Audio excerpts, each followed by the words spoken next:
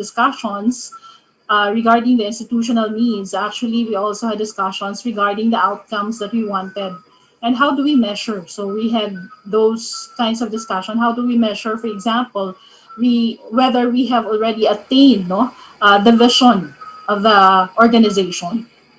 Now, for the sources, we have the strategic plan, the strategy map, the OPIF, and for local government units, you have there the executive legislative agenda, or the ELA, and the others. And we also have the balanced scorecard, or the scorecard, for the other government agencies implementing the PGS, performance governance system, wherein you have the scorecard and the actual accomplishments.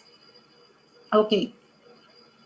So for the next one, so we identify institutional needs. Now, first, regarding organizational mandate or mission, we ask these questions. What is the core business of the institution? So usually for government agencies, what is the focus of the SUC, for example? So what differentiates it from others? So if you are an SUC, what differentiates USTP, for example, from MSU?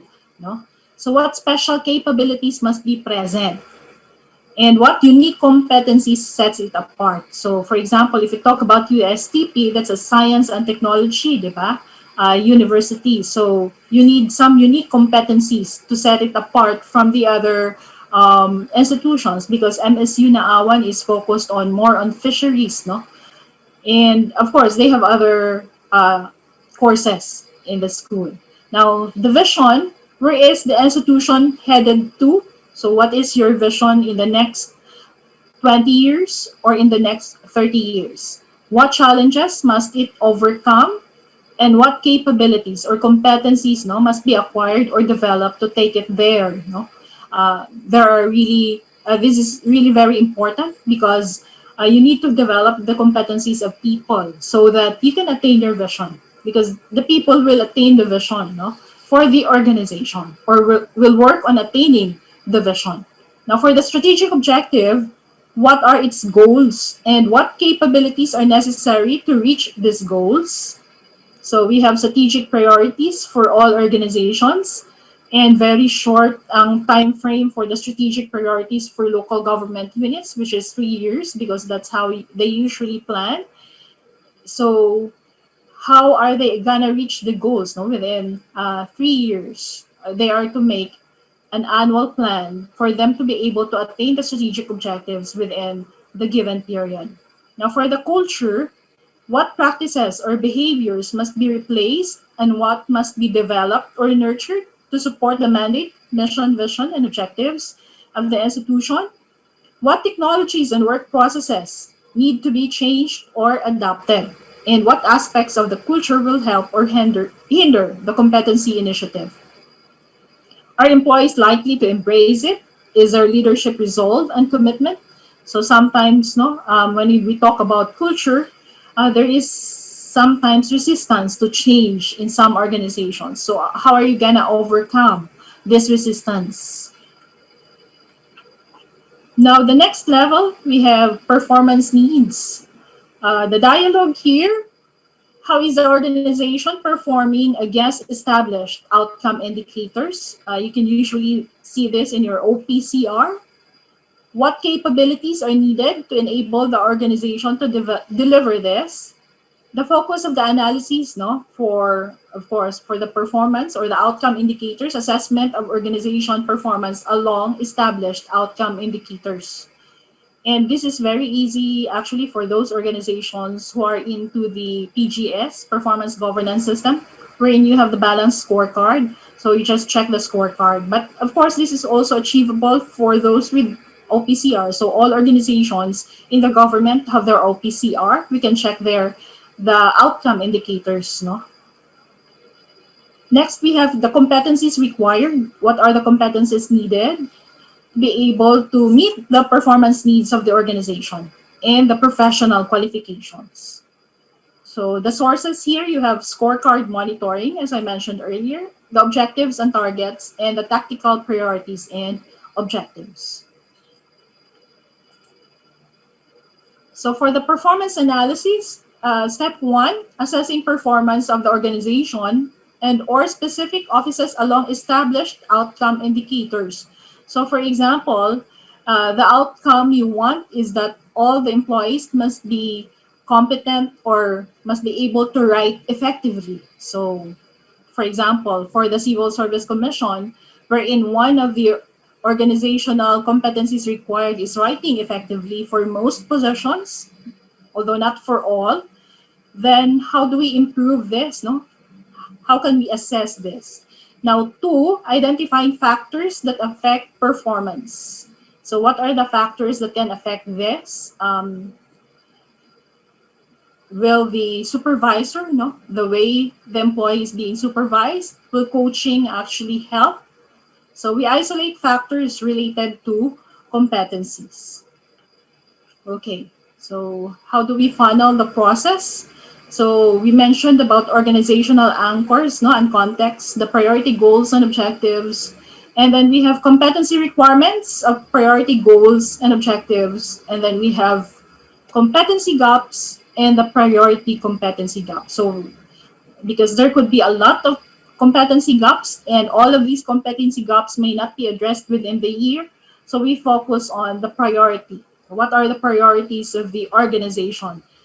These priorities that are aligned with the mandate, no, the mission and the vision of the organization. Okay, so how do we prioritize? We ask this question, no, as to seriousness. What are the current negative effects on service targets and other objectives? So if this particular competency gap has a negative effect on service targets, like for example, one of the competencies required for in the Civil Service Commission is championing and applying innovation. So at present, I think that's very much needed, no? Especially during this time of the pandemic. So it's very serious. So we can prioritize this particular competency, but on the perspective of the clients, is this important? Definitely, this is important. No, innovation is important. We must innovate now, considering the present situation. And then on performance and image, definitely on performance, it will affect performance. It will actually help the agency to be able to meet, no, the performance indicators. And as to image, well, definitely, no, if the organization is very innovative, then it will improve, no, the image of the organization. On costs, well, we can develop programs that are not very costly, that are cost effective. So as to urgency, how much time does the agency have to address this before action becomes irrelevant? So let's say, for example, how long do you think will the pandemic take? No, is it a year or 2 years? So you have that much time to actually innovate. So any set that deadline, and then for the growth potential, what will happen if this is not addressed? No, and will this concern be bigger if not attended to immediately? So these are the considerations.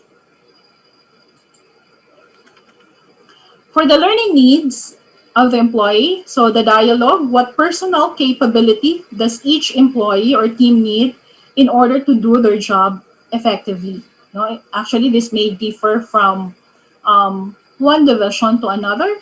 So different personal capabilities are needed from one division to another. It depends on where you are in the organization, on what your job specifically is. So what new skills will they need to develop for the future?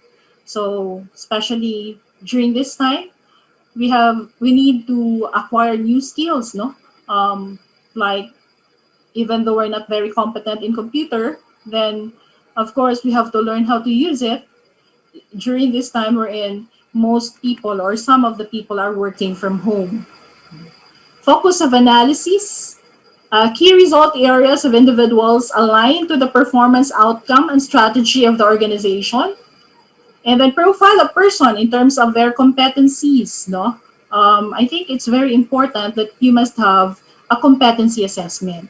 So it will help you with, it's part actually of your learning needs assessment. So in the Civil Service Commission annually, we have this online competency assessment for all of the competencies required for all employees. For instance, for those who are in leadership, and supervisory positions, leadership competencies are actually included in the assessment, in the online competency assessment, and then all of the organizational competencies, and definitely the core competencies. No, the core competencies, when we talk about this, these are the competencies needed for all positions in a particular organization. Okay. So standard required a person to perform tasks to a required level. So what are the different standards? We must consider this in the learning needs assessment. And the sources, performance or annual appraisal, yes, interviews with superior, customer or client feedback, and in addition, you can have your own competency assessment. And I would like to encourage everyone to have a competency assessment, no?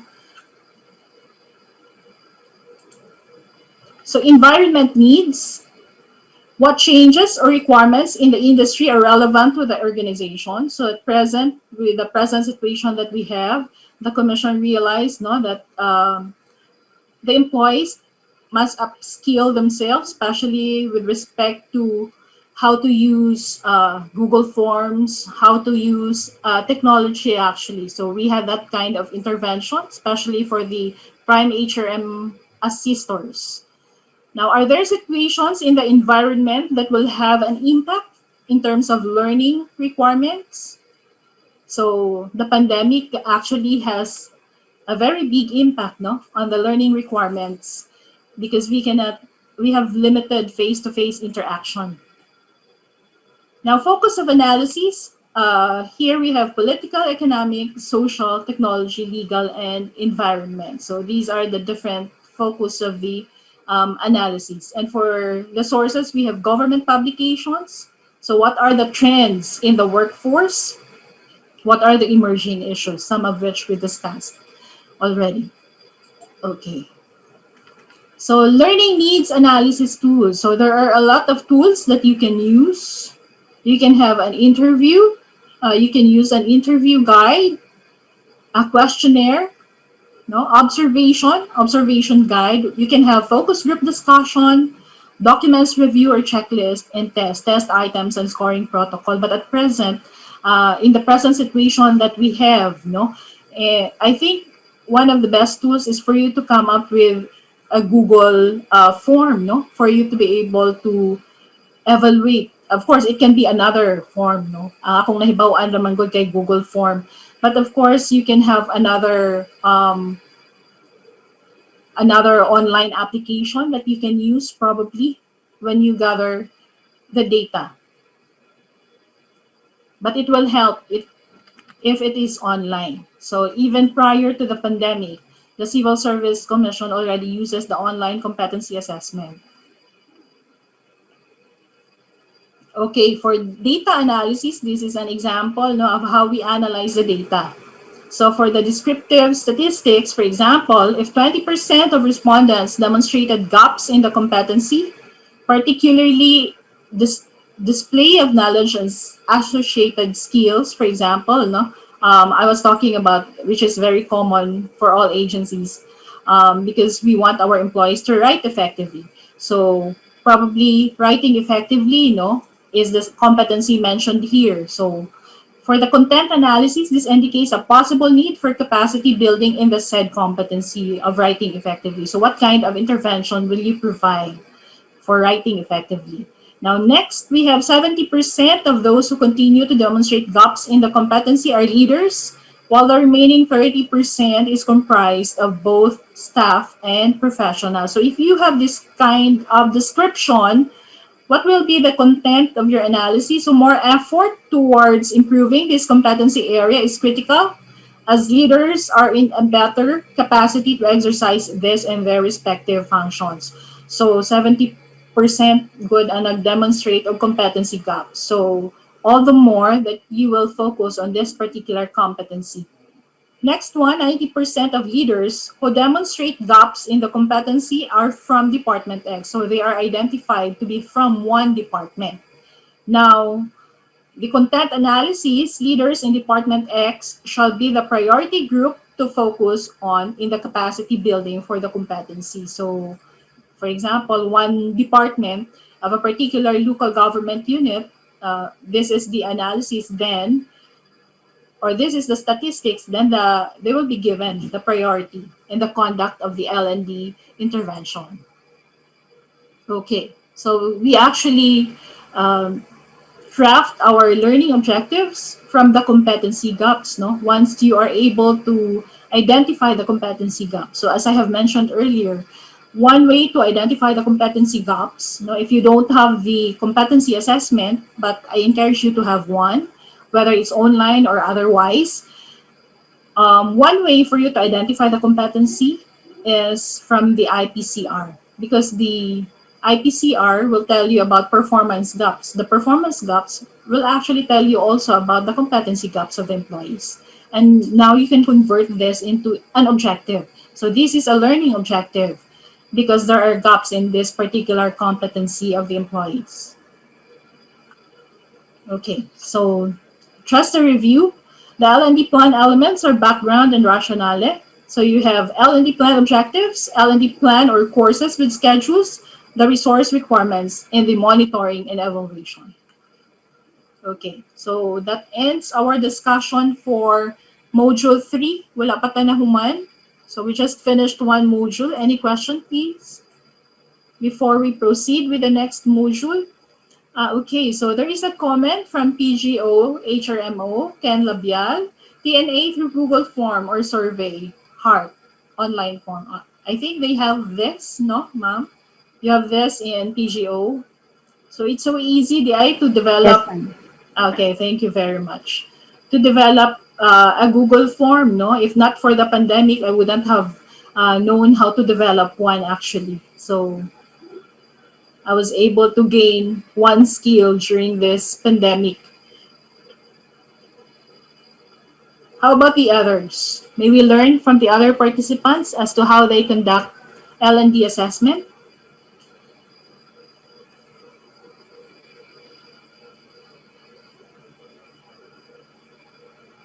Can you please type your answer in the chat box?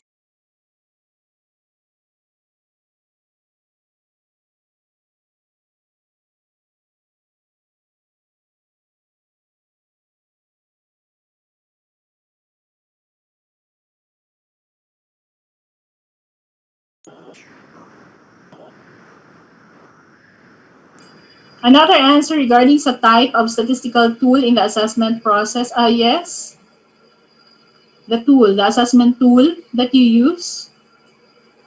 So you have from USTP, you have focus group discussions.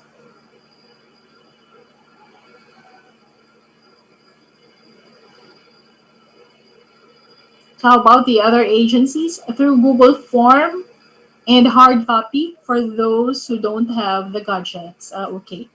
So that's from the city government of Cagayan de Oro, Cheryl Horanes.